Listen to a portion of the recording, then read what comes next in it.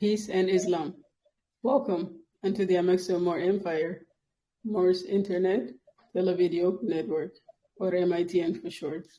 It is a part of the Imperial Broadcasting Agency, the Department for the Communications. For the record, today's date on the Amexem-Moor-Empire calendar is Peace Day, the 15th of March Tabab, the year 301, 630. I am the Noble Tina Wadil, and I serve as the lead video broadcast agent, and I shall be your hostess for this video broadcasting segment. This is the Amexem-Moor-Empire Perspective, segment 20, entitled The Amexem-Moor-Empire, Uniqueness Thereof. So it is my pleasure and my honor and privilege to welcome back to the segment His Imperial Majesty and N.N.U.L. Bey. Peace and Islam, Your Imperial Majesty. Peace and light, Islam, the Lieutenant. Good to see you. Thank you for having me. How are you faring this evening? Peace and Islam.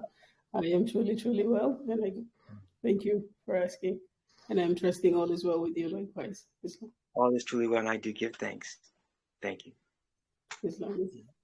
Islam. So today's topic, the uniqueness of the Amexem-Moor-Empire. And with that, my question is, what makes the Amexem-Moor-Empire unique amongst the various houses of the modern-day Moors? Islam. Islam, on behalf of the entire population of the Amexem-Moor-Empire Constitutional Monarchy, I'm happy to answer that question. First of all, there are many houses of the Moors in the modern era. There's always been many houses in one form or another. On my watch, we're no smarter, better, or wiser than anyone else. The way we proceed tends to be quite different from most of our kith and kindred. We work to be humble but dignified, always firm. We work to be polite, and I am polite up until a point. And after a certain point, I must act. So sometimes I have to go there on particular topics or do things for the protection of the Amexem-Moor-Empire population. So sometimes I have to lay out the truth as it is. And because of that, there are those that may view us as not friendly, and we are. It's just that most of our kith and kindred, they flow in one direction and we flow completely in another. Most of our kith and kindred in the various houses of the modern day Moors, they generally are encumbered onto the colonizers and hostiles. They contract into particular things with colonizers and hostiles. Most of our kith and kindred, they tend to be merely educated as opposed to being learned because they've been programmed to be that way. Most of our kith and kindred, they tend to be a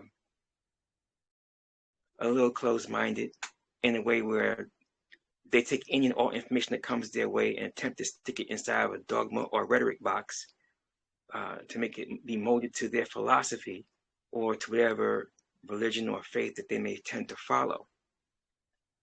That's not how we proceed within the Amexem-Moor-Empire. So because of those particular factors, we do things in a manner that most don't do, because most of our kith and kindred,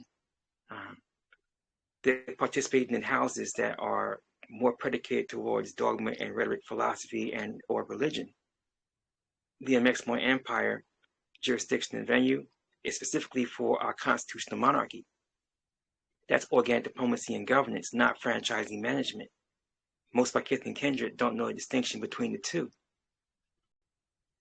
And so as a consequence of this, we tend to do things differently than they're familiar with. Our language is completely different than theirs.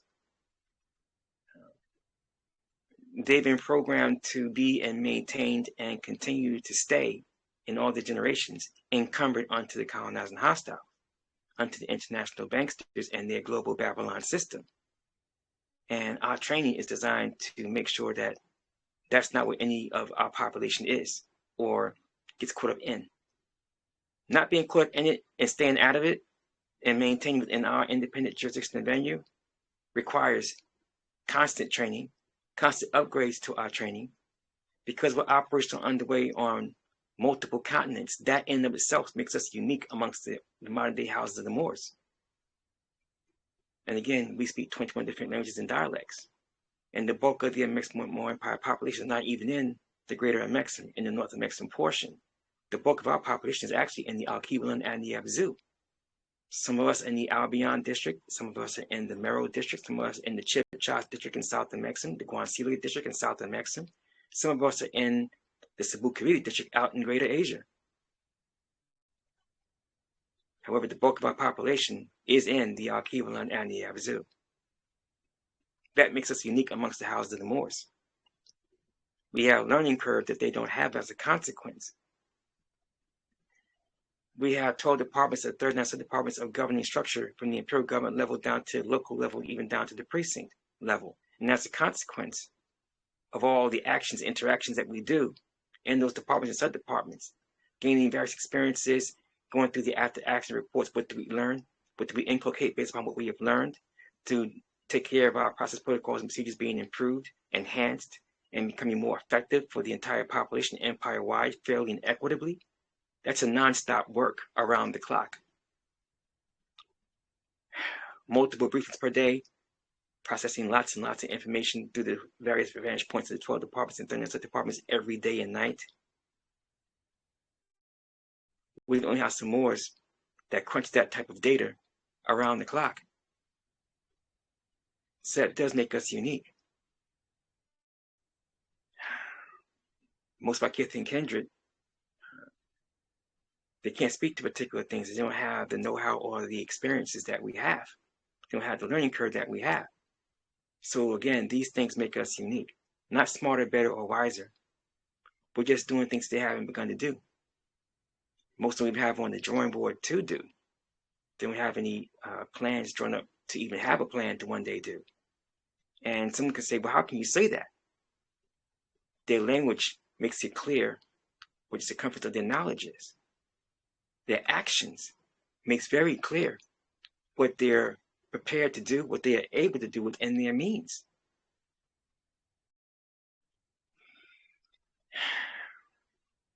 It's not to knock or attack anyone. I'm just laying out what the evidence bears out.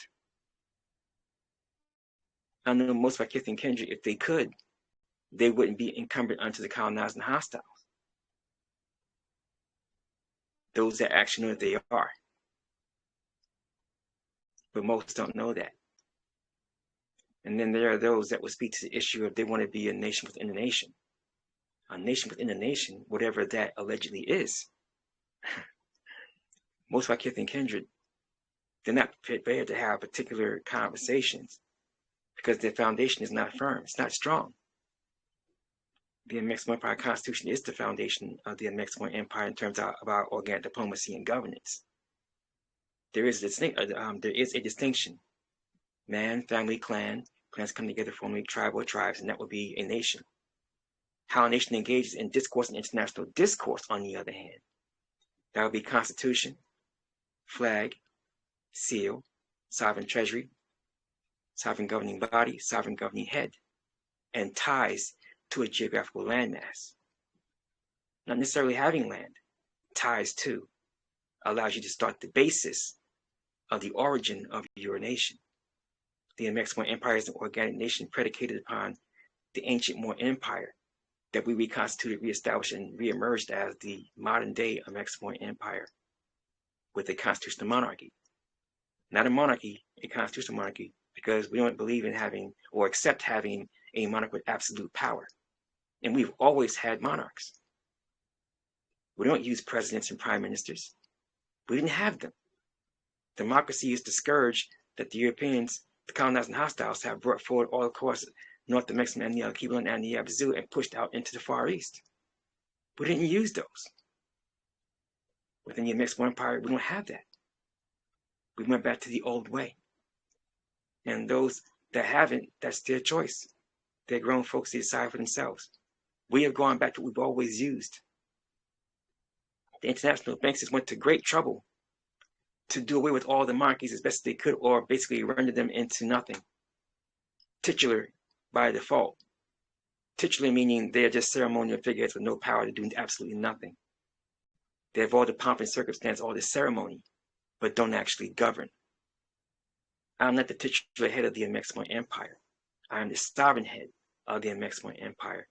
I am duty obligated and responsibility bound to legislate, to govern.